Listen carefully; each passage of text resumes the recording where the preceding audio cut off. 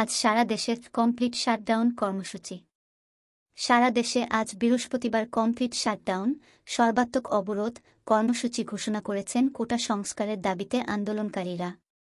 এই কর্মসূচি চলাকালে শুধু হাসপাতাল ও জরুরি সেবা ছাড়া সবকিছু বন্ধ করে দেওয়ার কথা ঘোষণা করেন আন্দোলনকারী শিক্ষার্থীরা। ঘোষণা অনুযায়ী বৃহস্পতিবার হাসপাতাল ও জরুরি সেবা প্রতিষ্ঠান ছাড়া সব বন্ধ ঘোষণা করা হয়। এছাড়া রাস্তায় অ্যাম্বুলেন্স ছাড়া কোনো যানবাহন চলবে না বলেও জানানো হয়। বিবৃতিতে আসিফ মাহমুদ বলেন, শিক্ষার্থীদের শান্তিপূর্ণ আন্দোলনে পুলিশ, বিজিবি, র্যাব, সোয়াটের ন্যাক্কারজনক হামলা, খুনের প্রতিবাদ, খুনিদের বিচার, সন্ত্রাসমুক্ত ক্যাম্পাস নিশ্চিত ও এক দফা দাবিতে ১-৮ জুলাই সারা দেশে কমপ্লিট শাটডাউন ঘোষণা করছি। তিনি আরও বলেন, বৃহস্পতিবার শুধু হাসপাতাল ও জরুরি সেবা ব্যতীত কোনো প্রতিষ্ঠানের দরজা খুলবে না, অ্যাম্বুলেন্স ব্যতীত সড়কে কোনো গাড়ি চলবে না।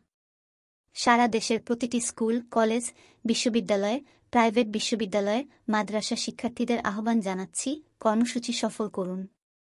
অভিভাবকদের উদ্দেশ্যে আসিফ মাহমুদ বলেন, আমাদের অভিভাবকদের বলছি, আমরা আপনাদেরই সন্তান। আমাদের পাশে দাঁড়ান, রক্ষা করুন।